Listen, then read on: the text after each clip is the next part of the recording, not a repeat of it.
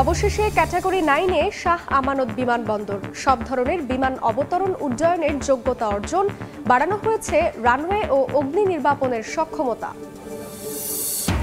শুধু শিরোনাম বদলায়, একই কাজের নামে বিভিন্ন প্রকল্প কৃষি মন্ত্রণালয়ের। উদ্দেশ্য ফলপ্রসূ হওয়া নিয়ে প্রশ্ন, অর্থনীতিবিদের টেকসই উন্নয়নে এলাকাভিত্তিক কর্মসূচির পরামর্শ। ঘাটতি না থাকলেও চড়া দিনাজপুরের চালের বাজার 15 দিনে কেজিতে বেড়েছে 10 টাকা পর্যন্ত। ক্ষুব্ধ ক্রেতারা, মিলারদের দুষছেন পাইকারি ও খুচরা বিক্রেতারা।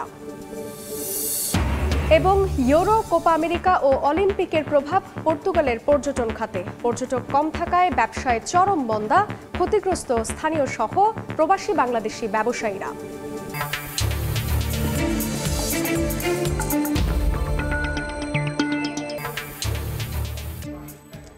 দেখছিলেন শিরোনাম। আমন্ত্রণ জানাচ্ছি দেশ ও দেশের বাইরের অর্থ বাণিজ্যের নানা খবর নিয়ে আমাদের নিয়মিত আয়োজন এই সময়ের বাণিজ্যে। আপনাদের সঙ্গে আছি আমি জান্নাতুল সাদিয়া। আন্তর্জাতিক রূপ পাওয়ার 2 যুগ পর অবশেষে ক্যাটাগরি 9-এ উন্নীত করে সব ধরনের বিমান অবতরণ এবং উড্ডয়ন সক্ষমতার ঘোষণা দিয়েছে চট্টগ্রাম শাহ আমানত বিমানবন্দর কর্তৃপক্ষ। এয়ারলাইন্সগুলোর চাহিদা অনুযায়ী রানওয়ের সামর্থ্য 64 থেকে 90 পিসিএনে উন্নীত করার পাশাপাশি স্পেন থেকে আনা হয়েছে অত্যাধুনিক 3টি ফায়ার ফাইটিং ভেহিকল। শাখাউত টিপুর ক্যামেরায় বিস্তারিত জানাচ্ছেন কমল দেব। চট্টগ্রাম শাহ আমানত বিমানবন্দরের রানওয়েতে পানি ছিটাতে ছিটাতে দ্রুত গতিতে ছুটে চলছে ফায়ার ফাইটিং ভেহিকেল, যেন বড় কোনো বিপর্যয় প্রতিরোধের চেষ্টা তাদের।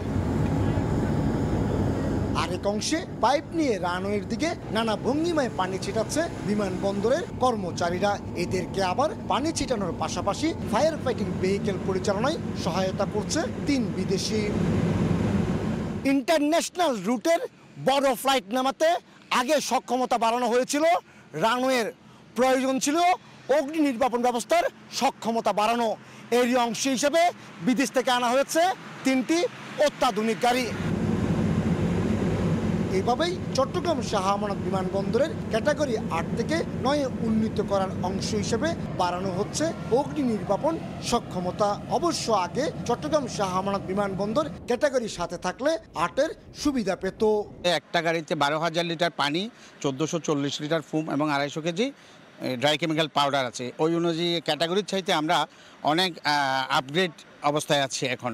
এয়ারলাইন্সের বিধি অনুযায়ী বড় ফ্লাইট অবতরণ কিংবা উড্ডয়নের ক্ষেত্রে রানওয়ের সামর্থ্য 90 পিসিএন নিশ্চিত করতে হয়। পাশাপাশি ফায়ার ফাইটিং ভেহিকেল থাকতে হবে কমপক্ষে 3টি।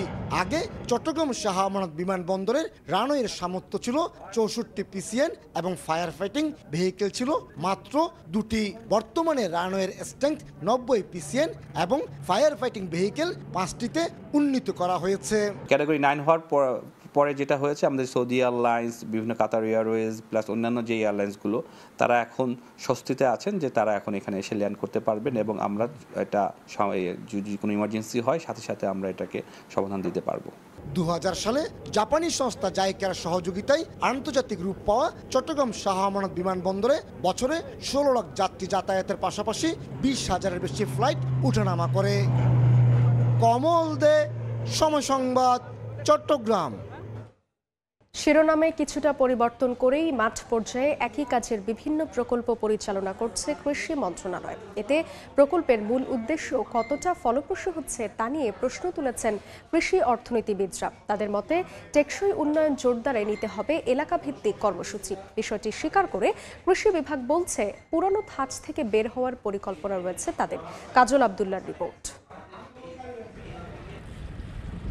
খাদ্য নিরাপত্তা নিশ্চিতের পাশাপাশি লক্ষ্য এবার নিরাপদ খাদ্যে স্বয়ংসম্পূর্ণ হবার। এ লক্ষ্যে অবকাঠামো জোরদার ও মাঠ পর্যায়ে সরাসরি কৃষককে সহযোগিতায় প্রতি বছর কৃষি খাতে নেওয়া হচ্ছে নিত্য নতুন প্রকল্প। কিন্তু প্রশ্নবিদ্ধ এসব প্রকল্পের মান নিয়ে। কৃষি সম্প্রসারণ অধিদপ্তরের ওয়েবসাইটে দেয়া প্রকল্প তালিকায় দেখা যায় কিভাবে শিরোনাম পাল্টিয়ে প্রায় একই রকম কর্মযজ্ঞের জন্য নেওয়া হয়েছে বিভিন্ন প্রকল্প। তালিকায় থাকা এসব প্রকল্পের নামে ভিন্নতা থাকলেও মাঠ পর্যায়ে প্রকল্পগুলোর কাজে মিল রয়েছে প্রায় 80%। কৃষি অর্থনীতিবিদরা মনে করেন হাজার হাজার কোটি টাকা ব্যয়েও বাস্তবে আধুনিকায়ন, টেকসই ব্যবস্থাপনা ও অর্থের সঠিক ব্যবহারের সংস্কৃতিতে উন্নীত হচ্ছে না কৃষি বিভাগ, যা অদূরদর্শিতার প্রতিফলন বলছেন তারা। কোন এলাকার কৃষকের আছে তার জমির ধরন কি, তার সিজনটা কি, তার ক্রপটা কি হওয়া উচিত এবং সেটা দিয়ে তাকে কিভাবে খাদ্য নিরাপত্তা নিশ্চিত করা যায় সেটা মাথায় রেখেই আমাদেরকে ভবিষ্যতে আপনার প্রকল্প করা উচিত। বিষয়টি স্বীকার করেন ডিএই মহাপরিচালক, তবে জানান অর্থের সংস্থানে কিছু বাধ্যবাধকতার বিষয়। বিষয়টি স্বীকার করেন কৃষি সম্প্রসারণের মহাপরিচালক, তবে জানান অর্থের সংস্থানে কিছু বাধ্যবাধকতার বিষয়। কৃষির ক্ষেত্রে সরকারের এবং অন্যান্য দাতা গোষ্ঠীর এদের ফিন্যান্সিং মডেলটা একটু ভিন্ন। একাধিক প্রজেক্ট দেখা যায় একই ধরনের কাজ নিচ্ছে। এরিয়া এবং চাষিদের অ্যাড্রেস করার জন্য এটা একবার খারাপ বিষয় না। তাহলে উপায় কি? এমন প্রশ্নে অঞ্চলের চাহিদা অনুপাতে প্রকল্প নেওয়ার পরামর্শ অর্থনীতিবিদদের। আর প্রযুক্তিকে কাজে লাগিয়ে ভবিষ্যৎ পরিকল্পনায় ভিন্নতার কথা জানান কৃষি সম্প্রসারণ ডিজি। আপনাকে প্রকল্প নিতে হবে আপনার স্থান উপযোগী কৃষিকে দেখে। যেমন মনে করেন হাওরের যে অবস্থা, এটা হাওড়ের এলাকার উপযোগী প্রকল্প শুধু হাওড়া এলাকার জন্যই হবে। আমরা এরকম চিন্তা করছি যে আরও এটাকে আর একটু কোয়ান্টিফাই করে আর একটু এলাকা ভিত্তিক চাহিদার উপর নির্ভর করে আমাদের আনা যায় কিনা। 2030 সালে এসডিজির বাস্তবায়ন ও 2041 সালে উন্নত দেশে উন্নীত হওয়ার লক্ষ্য পূরণে দেশের কৃষির বর্তমান উন্নয়ন যাত্রা আরও কতটা সমৃদ্ধ করা যায় তা নিয়ে স্বচ্ছতার সাথে নীতি নির্ধারকদের কাজ করতে জোর তাগিদ দিয়েছেন খাত সংশ্লিষ্টরা। কাজল আব্দুল্লাহ, সময় সংবাদ, ঢাকা। উৎপাদন কিংবা মজুতে ঘাটতি না থাকলেও দিনাজপুরে আবারও চালের বাজার চড়া। গত 15 দিনের ব্যবধানে প্রকারভেদে সব ধরনের চাল প্রতি কেজিতে বেড়েছে 2 থেকে 10 টাকা পর্যন্ত। এতে ক্ষুব্ধ ক্রেতারা। মূল্য বৃদ্ধির জন্য মিলারদের দুষছেন পাইকারি ও খুচরা বিক্রেতারা। আর মিলাররা বলছেন বাজার নিয়ন্ত্রণের জন্য সরকারকে কর্পোরেট হাউসগুলোকে নিয়ন্ত্রণ করা উচিত। গোলাম নবী দুলালের তথ্য ও মঞ্জিদ আলম শিমুলের ছবি নিয়ে রিপোর্ট। এক মাস আগেই বড় মৌসুমের ধান কেটে ঘরে তোলা হয়েছে। ভরা মৌসুমে চালে পরিপূর্ণ মিলের গোদাম। এর মধ্যেই দাম বেড়েছে দিনাজপুরে।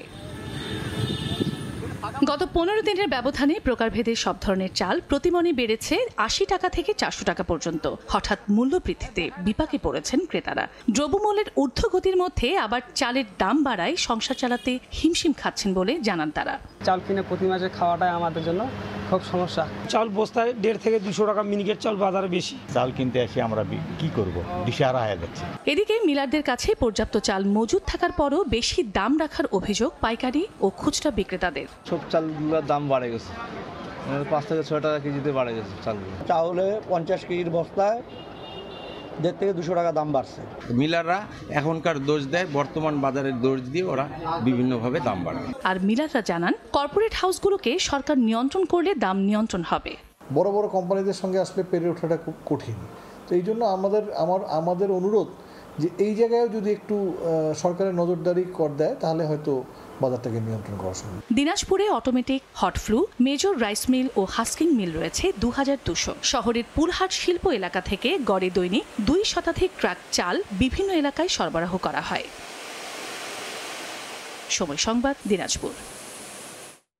দীর্ঘ সময় পানির নিচে থাকায় কুড়িগ্রামে নষ্ট হয়ে গেছে শসা, পটল, বেগুন, মরিচ, আমন বীজতলা সহ নানা ফসল।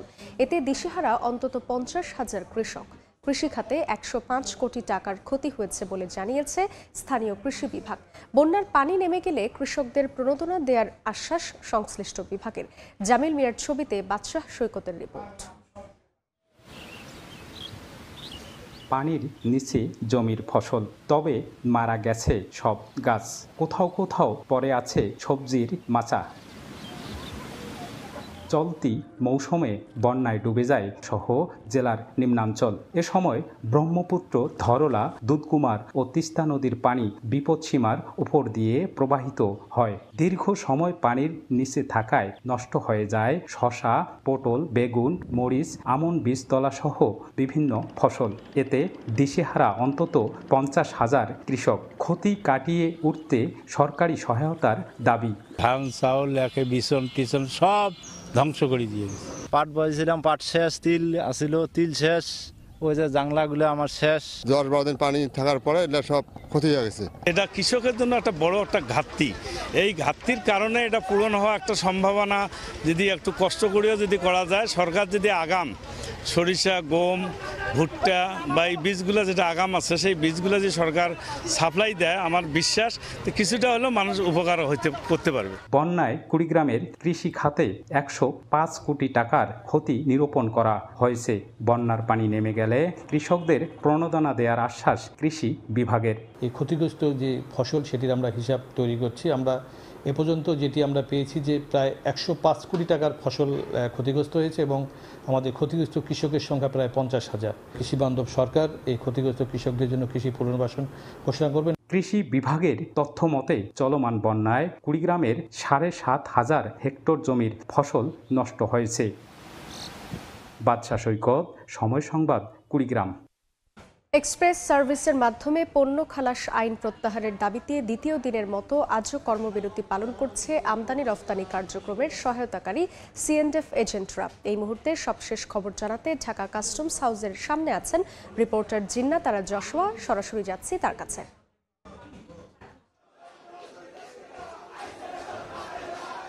টানা তৃতীয় দিনের মতো আজ সকাল 9টা থেকেও কাস্টম এজেন্টরা তাদের কর্মবিরতির যে কর্মসূচি ছিল তা অব্যাহত রেখেছেন এবং সকাল 9টা থেকেই তারা ঢাকা কাস্টম হাউসের সামনে অবস্থান করছেন এবং গত 2 দিনের ন্যায় কিন্তু দেখা যাচ্ছে যে তারা বিভিন্ন স্লোগানে তাদের আন্দোলন অব্যাহত রেখেছেন এবং তারা যেমনটা বলছিলেন সেই গত রোববার থেকে সেই একই কথা যে SRO 207 যে আইনটি নিয়ে আসলে তাদের আপত্তি, সে আইন যেন বাতিল করা হয় এবং তাদেরকে যে রাজস্ব বোর্ড যে কুরিয়ার বিভাগকে যে পণ্য খালাসের অনুমতি দিয়েছে এবং তাদের থেকে যে কাজটি নিয়ে নেওয়া হয়েছে এবং তারা বলছেন যে কারণে অনেক হাজার হাজার বলা যায় যে এজেন্টরা তাদের পরিবাররা নিঃস্ব হবেন, তারা বেকার হবেন। তাই এই দায়িত্ব বরাবরের ন্যায় আবারও সেই এজেন্টদের হাতে যেন দেওয়া হয় এবং এই কাস্টম আইন যে নতুন করে নিয়ে এসেছে জাতীয় রাজস্ব বোর্ড, সে আইন যেন প্রত্যাহার করা হয় এবং তারা আরও বলছেন যে এই আইনের সুযোগ আসলে লুফে নিবে একটি অসাধু চক্র এবং এর মাধ্যমে আসলে কাস্টমসের কর্মকর্তারাই লাভবান হবেন, বরঞ্চ অন্যদিকে এজেন্টরা আসলে যেমনটা বলছিলাম যে নিঃস্ব হয়ে যাবেন, এমনটাই তারা বলছেন এবং তারা বিভিন্ন স্লোগানেই সকাল থেকে মুখরিত একদম কাস্টম হাউসের সামনের পরিবেশ। তারা শুরুর দিকটাতে দেখা যাচ্ছিল যে বলছিলেন কাস্টমের হাউসের যে কর্মকর্তা আছেন তারা প্রবেশ করতে দেবেন না, যদিও এখন তারা প্রবেশ করতে দিচ্ছেন এবং তারা বলছেন যে যতদিন পর্যন্ত এই আইন প্রত্যাহার না করা হবে ততদিন পর্যন্ত এই কর্মবিরতি থাকবে। এবং আবার একটু জানিয়ে রাখতে চাই যে হযরত শাহজালাল আন্তর্জাতিক বিমানবন্দরে কার্গোতে করে যে পণ্য এসেছে তা কিন্তু গতকাল থেকেই খালাস করছেন না, কারণ সব এজেন্টরাই এখানে কর্মবিরতিতে আছেন। এটা আসলে রাষ্ট্রের ক্ষতি হচ্ছে, রাজস্ব বোর্ড রাজস্ব হারাচ্ছে, তাই অতি সত্বর রাজস্ব বোর্ডকে এই আইন প্রত্যাহারের দাবি জানাচ্ছেন এখানের আন্দোলনকারীরা। তাই ছিল আমার কাছে ঢাকা কাস্টম হাউসের সামনে থেকে সর্বশেষ। সরাসরি ছিলাম ঢাকা কাস্টম হাউসে। বেনাপোল স্থলবন্দর দিয়ে মিথ্যা ঘোষণার 18 কোটি টাকা মূল্যের সালফিউরিক অ্যাসিডের একটি চালান জব্দ করেছে কাস্টমস কর্তৃপক্ষ। শুল্ক ফাঁকি দিয়ে চালানটি বন্দর থেকে খালাসের চেষ্টা করছিল সিএনএফ এজেন্ট মোশাররফ ট্রেডিং। বিস্তারিত জানাতে বেনাপোল বন্দরে আছেন রিপোর্টার আজিজুল হক। সরাসরি যাচ্ছি তার কাছে।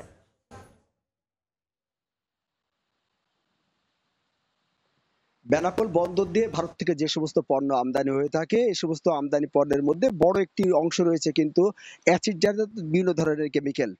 তবে এক শ্রেণীর আমদানিকারক আছেন যারা মিথ্যা ঘোষণা দিয়ে এই সমস্ত অ্যাসিড জাতীয় পণ্য আমদানি করেন এবং সরকারের কিন্তু বড় ধরনের যে রাজস্ব সেটি ফাঁকি দিয়ে থাকে। এ ধরনের একটি সালফিউরিক অ্যাসিডের চালান সরকারের জাতীয় নিরাপত্তা সংস্থা NSA এর তথ্যের ভিত্তিতে যে কাস্টমস সদস্যরা কিন্তু জব্দ করেছে এবং এই জব্দকৃত যে সালফিউরিক অ্যাসিডের চালান সেটি কিন্তু আমার পিছনে যে বন্দরের 38 নম্বর পণ্যগার আছে সেই পণ্যগারে কিন্তু রাখা হয়েছে। প্রাথমিকভাবে আমরা NSA কাস্টমস এবং বন্দরের তথ্যের ভিত্তিতে যেটি জানতে পেরেছি যে আমদানিকারক রিভ লেদার ভারত থেকে গত 22শে June 16.5 metric ton formic acid নামে একটি চালান আমদানি করেন। এ সময় যে জাতীয় গোয়েন্দা সংস্থা NSA এর কাছে গোপন সংবাদ আসে যে এটি ফর্মিক অ্যাসিড নাম ব্যবহার করে সালফিউরিক অ্যাসিড আমদানি করা হয়েছে এবং এই হয় কিন্তু এই চালানটি জব্দ করা হয়েছে। এই বেনাপোল বন্দর দিয়ে যে সমস্ত পণ্য আমদানি হয়ে থাকে সে সমস্ত আমদানি পণ্যে যাতে কোনো অনিয়ম না হয়, অর্থাৎ শুল্ক ফাঁকি না হয় এবং কোনো অবৈধ পণ্য না প্রবেশ করে, সেজন্য কিন্তু বন্দর, কাস্টমস এবং পাশাপাশি শুল্করেখায় কিন্তু বর্ডার গার্ড বিজিবি তদারকি করে থাকে। তবে আমরা দেখতে পেয়েছি সম্প্রতি এই শুল্ক ফাঁকি রোধে কিন্তু সরকারের যে জাতীয় গোয়েন্দা সংস্থা এনএসআই তারা কিন্তু তদারকি শুরু করেছেন এবং তাদের এই তদারকির কারণে কিন্তু তবে আমরা দেখতে পাচ্ছি সম্প্রতি এই শুল্ক ফাঁকি রোধে কিন্তু সরকার যে জাতীয় গোয়েন্দা সংস্থা এনএসআই তারা কিন্তু তদারকি শুরু করেছেন এবং তাদের এই তদারকির কারণে কিন্তু যে সমস্ত অবৈধ পণ্য চালান আমরা দেখতে পেয়েছি যে কাস্টমস কর্তৃপক্ষ যেটি শনাক্ত করতে ব্যর্থ হয়েছে, সেখানে কিন্তু এই এনএসআই সদস্যরা তারা এই সমস্ত চালান কিন্তু শনাক্ত করছেন এবং সরকারের যে বড় ধরনের রাজস্ব আয়, সে আয়ে কিন্তু তারা ভূমিকা থেকে যে মিথ্যা ঘোষণা যে 18 কোটি টাকা মূল্যের যে অ্যাসিডের চালান জব্দ করেছে কাস্টম, সর্বশেষ। সরাসরি ছিলাম বেনাপোল স্থলবন্দরে। দেশে আনুষ্ঠানিকভাবে তারবিহীন ব্রডব্যান্ড ইন্টারনেট সেবা জিপিফাই চালু করল গ্রামীণফোন। প্রাথমিকভাবে ঢাকা, চট্টগ্রাম, সিলেট ও রাজশাহী শহরে এই সেবা পাবেন গ্রাহকরা। সর্বস্তরে 5G সহ পরবর্তী প্রজন্মের প্রযুক্তিগত সুবিধা প্রদানের লক্ষ্যে চলতি বছরের মার্চে মোবাইল অপারেটরদের একীভূত লাইসেন্স দেয় বিটিআরসি, যার আওতায় তারবিহীন ব্রডব্যান্ড ইন্টারনেট সেবা প্রদানের সুযোগ দেওয়া হয় মোবাইল অপারেটরদের। মাঠ পর্যায়ে পরীক্ষা নিরীক্ষা শেষে সোমবার বাণিজ্যিকভাবে তারবিহীন ব্রডব্যান্ড ইন্টারনেট সেবা জিপিফাই চালু করল গ্রামীণফোন। প্রাথমিকভাবে মাসিক 25 MBPS 1000 টাকা, 30 MBPS 1300 টাকা এবং 40 MBPS 1900 টাকা প্যাকেজ অফার করবে জিপি। ঢাকা, চট্টগ্রাম, সিলেট ও রাজশাহী শহরে জিপিফাই সংযোগ নিতে পারবেন গ্রাহকরা। সেবা পেতে একটি মডেম বা রাউটার ও অপারেটরের কাছ থেকে সাবস্ক্রিপশন নিতে হবে গ্রাহককে।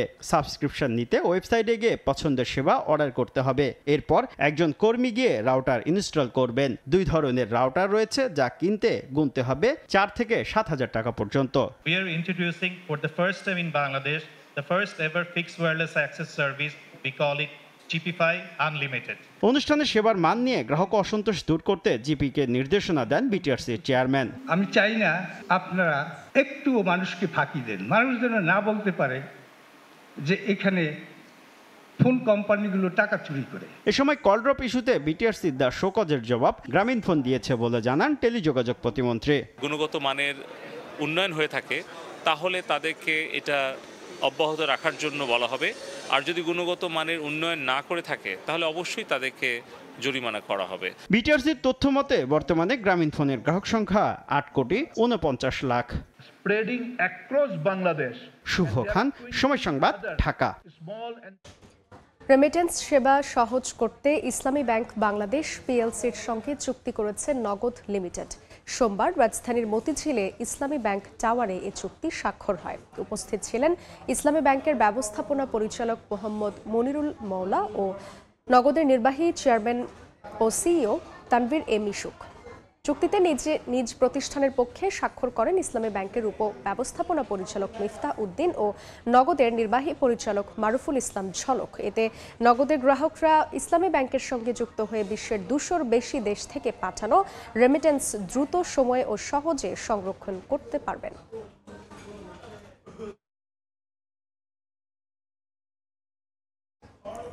প্যারেন্টিং অ্যাপ টগুমগুর সঙ্গে অংশীদারিত্ব চুক্তি করেছে ডেটল।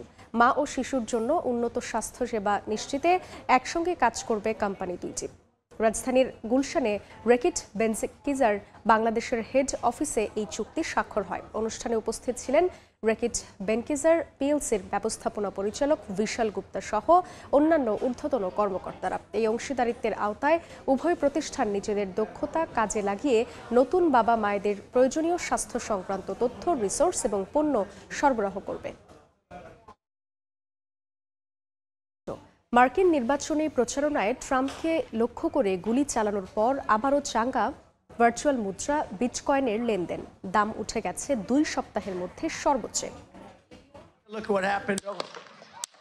সাবেক মার্কিন প্রেসিডেন্ট ডোনাল্ড ট্রাম্পকে হত্যার চেষ্টার পরপরই হঠাৎ করে বেড়ে যায় ভার্চুয়াল মুদ্রা বিটকয়েনের দাম। সোমবার বিটকয়েনের দাম 8.6% বেড়ে উঠে যায় $৬২,৫০৮। যদিও লেনদেনের শুরুর দিকে প্রতিটি বিটকয়েনের দাম উঠে যায় $৬২,৬৯৮, যা গেল 2 সপ্তাহের মধ্যে সর্বোচ্চ।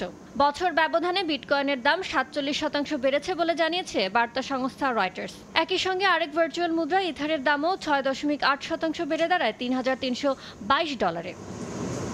নভেম্বরে হতে যাওয়া মার্কিন নির্বাচনে ডেমোক্রেটিক দলের প্রেসিডেন্ট পদপ্রার্থী জো বাইডেনের বিরুদ্ধে লড়বেন ট্রাম্প। তিনি ক্রিপ্টো খাতকে নিয়ন্ত্রণে আনতে ডেমোক্রেটদের প্রচেষ্টাকে নিন্দা করেছেন। জুনে সান ফ্রান্সিসকো শহরের তহবিল সংগ্রহের সময় নিজেকে ক্রিপ্টো মুদ্রার চ্যাম্পিয়ন হিসেবে উপস্থাপন করেছিলেন ট্রাম্প। অবশ্য সে সময় নিজের সম্ভাব্য ক্রিপ্টো নীতিমালা নিয়ে কোনো কিছু জানাননি তিনি। এদিকে ভার্চুয়াল মুদ্রার বিভিন্ন দিক নিয়ে 25 থেকে 27 জুলাই যুক্তরাষ্ট্রের টেনেসি অঙ্গরাজ্যের ন্যাশভিল শহরে শুরু হতে যাচ্ছে বিটকয়েন সম্মেলন। এবারের বিটকয়েন সম্মেলনে ডোনাল্ড ট্রাম্প বক্তৃতা দিবেন বলে জানিয়েছে সম্মেলনের আয়োজকরা। মার্কিন যুক্তরাষ্ট্রে এক্সচেঞ্জ ট্রেডেড তহবিল চালু হওয়ার পর থেকে ঊর্ধ্বমুখী প্রবণতায় ছিল বিটকয়েন। মার্চের মাঝামাঝি সময়ে দাম উঠে যায় রেকর্ড $৭৩,৮০৩। তবে এর পরপরই আবার খেয়ে হারিয়ে ফেলে এই ভার্চুয়াল মুদ্রা। ইয়ানুর শিফাত, সময় সংবাদ। ইউরো, কোপা আমেরিকা আর অলিম্পিকের প্রভাব পড়েছে পর্তুগালের পর্যটনে। আশানুরূপ পর্যটক না থাকায় সুভেনির শপ, হোটেল বা রেস্টুরেন্ট ব্যবসা সহ সংশ্লিষ্ট সব খাতেই চলছে মন্দাভাব। উল্লেখযোগ্য সংখ্যক বাংলাদেশি পর্তুগালের পর্যটন নির্ভর ব্যবসার সঙ্গে জড়িত থাকায় ক্ষতিগ্রস্ত তারাও। রেজওয়ানা কাব্যের ক্যামেরায় তারিকুল হাসান আশিকের রিপোর্ট। পর্তুগালের অন্যতম গুরুত্বপূর্ণ পর্যটন স্পট রাজধানী লিসবনের প্রাসা কমার্সিও। গ্রীষ্মের এ সময়ে স্থানটি পর্যটকদের পদচারণায় মুখর থাকার কথা থাকলেও দেখা যাচ্ছে উল্টো চিত্র। পর্তুগালের বেশিরভাগ পর্যটন স্পটগুলোর চিত্রও প্রায় এক। জার্মানিতে সদ্য শেষ হওয়া ইউরোর রেশ কাটতে না কাটতেই ফ্রান্সে শুরু হচ্ছে অলিম্পিক। অন্যদিকে কোপা আমেরিকার কারণে যুক্তরাষ্ট্র বা লাতিন অঞ্চলের পর্যটকও এবার পায়নি পর্তুগাল। আশানুরূপ পর্যটক না থাকার প্রভাব পড়েছে সংশ্লিষ্ট সব ব্যবসায়। প্রত্যাশা অনুযায়ী ক্রেতা নেই সুভিনিয়র শপগুলোতে। অন্যদিকে পর্যটক কম থাকায় অলস সময় কাটাচ্ছেন পর্যটকদের জন্য বিশেষায়িত ইয়েলো বাসের চালকেরাও। দীর্ঘ সময় অপেক্ষা করেও যাত্রী পাচ্ছে না টুকটুক চালকরাও। পর্তুগালে বেশিরভাগ প্রবাসী বাংলাদেশি ব্যবসায়ী পর্যটন নির্ভর ব্যবসার সাথে জড়িত থাকায় ক্ষতিগ্রস্ত হচ্ছেন তারাও। গতবারের চেয়ে এবার অনেক খারাপ, যা আমরা কখনো কল্পনা করতে পারিনি। জানি না আগে নেক্সট ইয়ারে আমরা এটা কি কভার করতে পারবো কিনা। কমিউনিটি যারাই আছে বাংলাদেশি, এই বছরের যে বিজনেস খারাপ দিকে সাফার করতেছি। আশা করতেছি আগামী মাস থেকে আমাদের বিজনেস ইনক্রিজ হবে। সাধারণত অক্টোবর মাস পর্যন্ত পর্তুগালের আবহাওয়া ভালো থাকায় সামনে পর্যটক সমাগম বাড়বে বলে আশা ব্যবসায়ীদের। এমন অবস্থায় ট্যুরিস্ট ট্যাক্স 2 ইউরো থেকে বাড়িয়ে 4 ইউরোর কথা ভাবছে লিসবন সিটি কর্পোরেশন। পর্তুগালের অর্থনীতির একটি বড় অংশ আসে পর্যটন খাত থেকে। তবে 3টি বড় ইভেন্ট থাকায় এবছর প্রত্যাশিত পর্যটক পায়নি পর্তুগাল। তাই সুভিনির শপ তো বটেই, পর্যটন সংশ্লিষ্ট প্রায় সব খাতেই পড়েছে এর প্রভাব। তবে সেপ্টেম্বর নাগাদ ঘুরে দাঁড়াতে পারে পর্যটন নির্ভর অর্থনীতি, এমনটাই আশা করছেন সংশ্লিষ্ট ব্যবসায়ীরা। তারিকুল হাসান আশিক, সময় সংবাদ, লিসবন, পর্তুগাল। এ পর্যায়ে শীর্ষ সংবাদ জানিয়ে দিচ্ছি আরেকবার। চাকরির নামে আরব আমিরাতে নাইট ক্লাবে তরুণীদের বিক্রি, হাত বদল 3 থেকে 4 বার, চলে নির্যাতনও, বেঁচে ফেরাতে লোমহর্ষক বর্ণনা। অবশেষে ক্যাটাগরি 9-এ শাহ আমানত বিমানবন্দর। সব ধরনের বিমান অবতরণ উড্ডয়নের যোগ্যতা অর্জন, বাড়ানো হয়েছে রানওয়ে ও অগ্নি নির্বাপনের সক্ষমতা। এবং শুধু শিরোনাম বদলায়, একই কাজের নামে বিভিন্ন প্রকল্প। কৃষি মন্ত্রণালয়ের উদ্দেশ্য ফলপ্রসূ হওয়া নিয়ে প্রশ্ন অর্থনীতিবিদের। টেকসই উন্নয়নে এলাকাভিত্তিক কর্মসূচির পরামর্শ।